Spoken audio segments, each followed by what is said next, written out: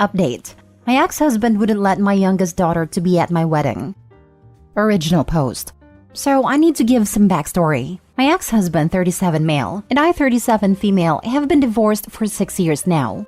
We have 2 daughters. Emily, 16 female, and Gabby, 8 female, and was happily married for 10 years. Then, he cheated on me with a college freshman and left me for her. It was hard for me. I was in so much emotional pain.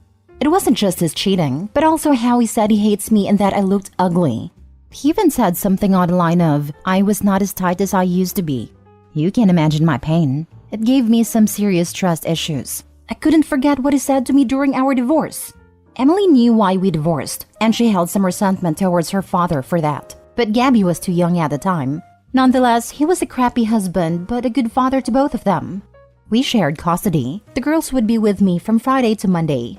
I tried my best, but from time to time I would spiral, and I have been in and out of therapy since my divorce. I met my now husband Ben, 41 male, 4 years ago. We met because we worked in the same building and I was crying on the roof of the office building. Ben was there too when he saw me. He asked me what happened and I just bawled my eyes out because that day was my wedding anniversary, and that was the same day my ex decided that he would get married to his affair partner. Ben listened to my concerns and stayed with me the whole day to make sure I was fine. He even dropped me to my house because I was too emotionally unstable to drive myself. From there, we started dating. He told me a story about how he lost his wife and only daughter 10 years ago in a car accident. He was really fond of my daughters as well. Emily has started to call him Dad after a year of us dating. Gabby also calls him Daddy Ben. I was finally healing and getting back to my old self. Ben was really nice and caring, and we welcomed our son a year ago. My girls are happy to have a brother. He proposed to me when I was pregnant, and we had been planning for our wedding since then. Now here is the issue. Emily is one of my bridesmaids, while Gabby is my flower girl. Emily is old enough to choose which parent she wants to live with, so there was no issue from her part. But Gabby was still going back and forth from my house to my ex's house. My wedding is in 2 weeks. My ex was fine with it at first. I spoke to him many times to make sure that he drives Gabby to my mother's place, but now he refuses. He says that he only gets to see his daughter 3 times a week, and he is not willing to give up his days for some party. I told him he could take my days for a week and let her be at the wedding, but he says he will not let Gabby go. The wedding is on a Tuesday, which means Gabby would be with him. I cannot change the date because everything is booked. Please give me some advice. We have argued a lot, and I don't think I can go through any emotional pain with us ever again. Gabby would be heartbroken because she is really excited to be flower girl. Now for the top advice before reading the update. Wow, what a massive a-hole. Tell him you will give up a month's worth of days for that one day because it is a monumental special occasion. Ask him if he is really that heartless to hurt his daughter just to spite you. Ask him if he can look her in the eye and explain to her why she doesn't get to be a flower girl in her mom's wedding. Ask him if he hates you more than he loves his daughter. Will your older child talk to him? While it's really not fair to put her in that situation, it may help. I don't want to put this pressure on her. She already hates him for what he had done. I don't think giving up a month just for one day seems logical, but I will have a harsh talk with him. He cannot keep my daughter away from me. Les, your ex is using your youngest daughter to get to you. It's not about her or the wedding, it's about pushing buttons. He knows how to do it, and has found one to push. I learned it in the hard way. In total disclosure, my ex did something similar. I thought she was above that, but she wasn't. My 4 kids didn't go to my wedding to second and current wife. They hold that against her still 23 years later. Karma sucks sometimes. As a last-ditch effort, contact the attorney you used when you got divorced. See if they will draft a letter to him reminding him that events in parents' lives are usually negotiated between the willing parents for the good of the children. Maybe a letter will adjust his thinking. If not, I'd send a final text, then let it go. I'm not sure how he's going to explain to the youngest why the older can go and she can't, but that's his anchor. And if younger asks you why, tell her Dad's pushing for you to not be there. I want you there. He does not. Firmly point out that this is on him, not you. Congrats on the upcoming wedding. Focus on the day, not that jerk messing with you. I will do that. Thanks. Now for the update 4 days later. It's been hectic since the last I posted. So I mentioned in my last post that my ex-husband, with whom I share 2 children, Emily and Gabby. Emily lives with me now, but occasionally goes to her father's place. I made that post on Wednesday and went Friday to pick up Gabby. My daughter Emily was angry. I asked her what happened, and she says that Gabby was throwing a tantrum because of some stupid lie their father has told Gabby that they will be going on a vacation on my wedding day. Gabby said no, because she was excited to be my flower girl and threw a tantrum. I was furious. This cowardly man wanted to take my daughter away from me so that she's never my flower girl. I stomped my way into his house and demanded to see my daughter. My fiancé was with me. I demanded to see my daughter and said that he was a coward for not telling my daughter the real reason why she can't be at my wedding. My daughter rushed towards my fiancé Ben, and I told him to tell Gabby the truth. I was done with this man. I told him if he doesn't tell her, I will. I had screenshots on my phone. I am surprised that he caved and eventually told her the truth. Gabby was crying and saying that she hates him. My ex-husband was not having it. She took Gabby away from Ben and violently shakes her and calls her a brat who doesn't appreciate her dad. I don't know what came onto me, but I saw red and pushed my ex out of the way. He called me a witch, and his wife came out and tried to handle him. I got my daughter Gabby, but my ex wasn't letting me. He even got into a physical altercation with my fiancé, while Emily was recording it from a distance. My ex kept shouting that he will not let my daughter go with him. I reminded him that this is my turn to have her, and that he agreed he would let my daughter stay with me until the wedding is over. I have the messages with me that he agreed to our agreement. He couldn't do anything, and we left.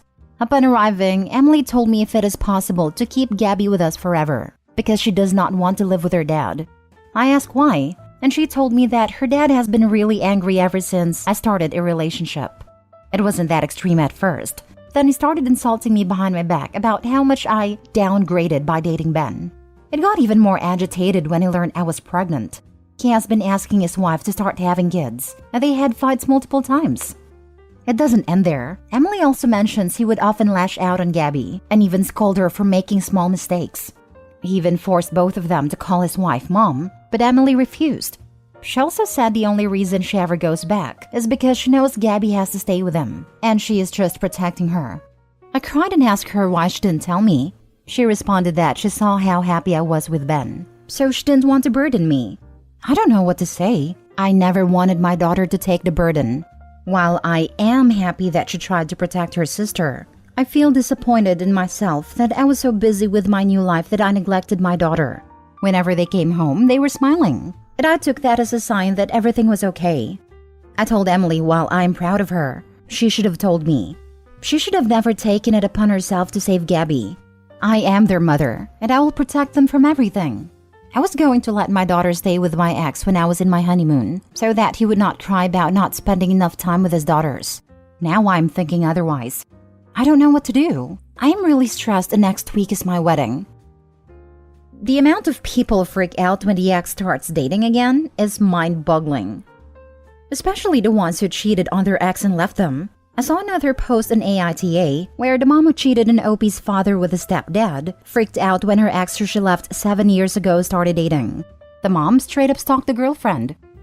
The cheater never ends up happy. You see it time and time again. Because they always want something new and shiny, and nothing is new and shiny forever. They don't realize things only stay shiny when you polish them. That child bride knows that she doesn't want kids with this man. I mean, she probably is planning her exit, refusing to have kids with him, so no attachments. Watching him mistreat his own children? If he's doing it to the kids, he's doing it to her.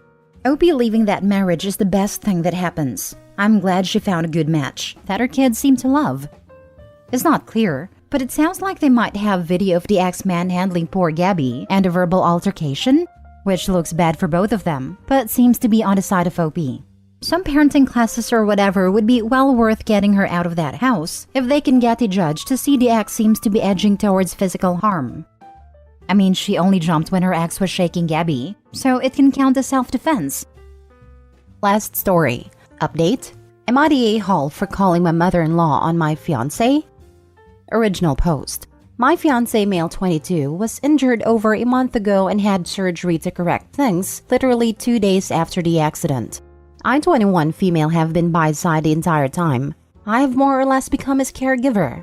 In the last month, I have taken over the role of keeping our house together. I cook all the meals, I take care of the pets, I stay up all night to tend to his endless needs, and I take him to the bathroom. I have been working remote and haven't left the house for more than an hour since the accident, aside from taking him to and from appointments. I am not saying this to complain. I am grateful that my life allows for me to support him the way I have. My problem is his attitude. He was given very strong painkillers for the first 2 weeks after surgery. He had to extend his time on them. He'd recently stopped taking them in the last week. When he was taking them, he thanked me, told me how much he loved me, apologized at every step, though he didn't need to. Without the meds, he doesn't seem to see that I'm helping him. Every dish I bring him is the wrong one. He will yell for me, and when I come, he will tell me to get lost. If he's in pain, he expects me to fix it.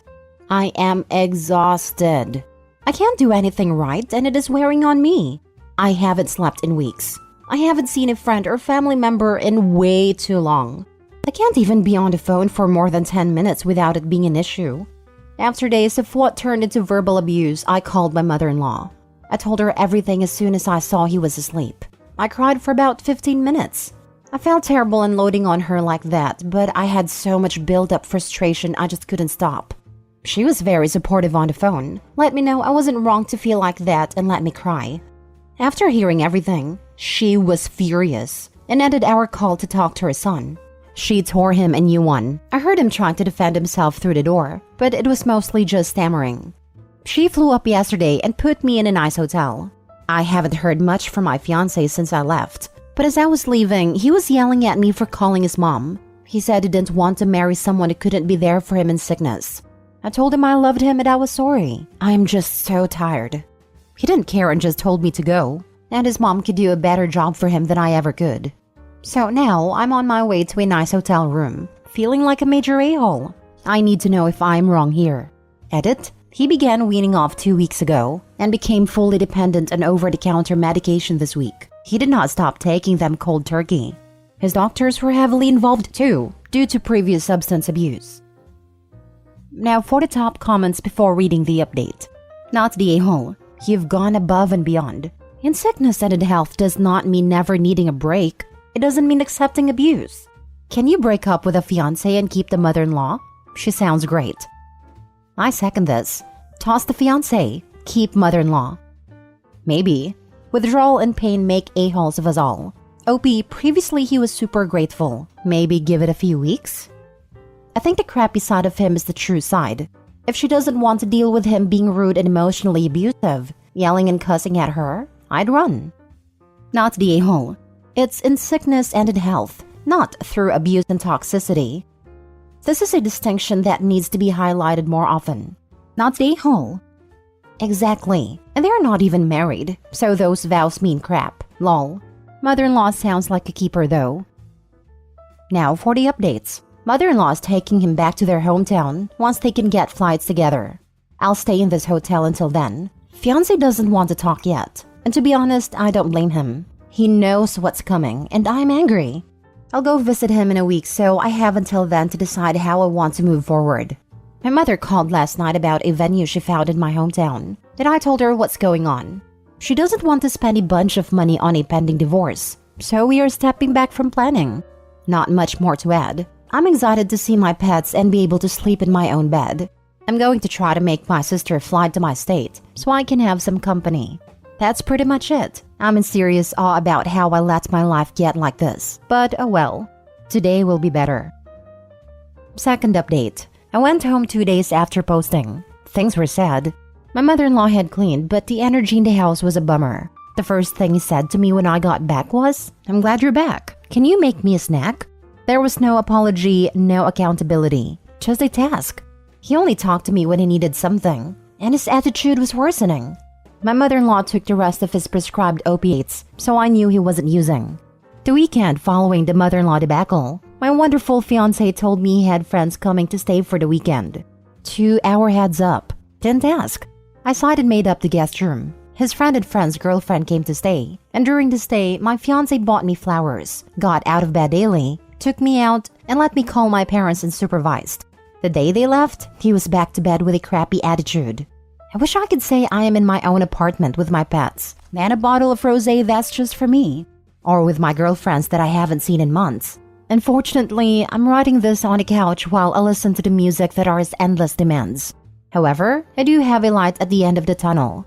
I'm scared to leave him in person, but is leaving the country for a month in April. My sister lives abroad, and I'm working on getting her during that month. That's a process, especially with pets, but I'm looking forward to getting there. My mother hasn't spoken to me since I told her I was returning the ring, because that's not what we do. We clean our messes. But I have my father's unwavering support. I'll miss my mother-in-law, but I deserve that kindness and understanding from my partner, not his mother. I have stopped forcing myself to find a joy in his presence, and it's helping to fuel my drive to get out of here. I may update again when I get to my sister, but don't be surprised if I do my best to put this chapter behind me. Thanks for the kind words. I hope you all get the love and hugs you need. Sorry, I'm confused. I thought fiancé was going with mother-in-law. Either way, I'm glad you're getting out. The fact that he allowed you to call your parents unsupervised is probably the biggest red flag. And the fact that your mother thinks that this is a mess that you made, or that you need to work to clean up, is awful too. But I'm glad you have the support of your dad and mother-in-law. If you don't give another update, then I'll just wish you the best here. You deserve to get out. Mother-in-law was planning on taking him. He refused. The fact that when his friends were around, his switch flipped and he was fine. Then he went right back to being horrible. Is all you needed to know of his true colors. I look forward to seeing an update about you drinking some rosé away from him. Exactly. That's how abusers behave.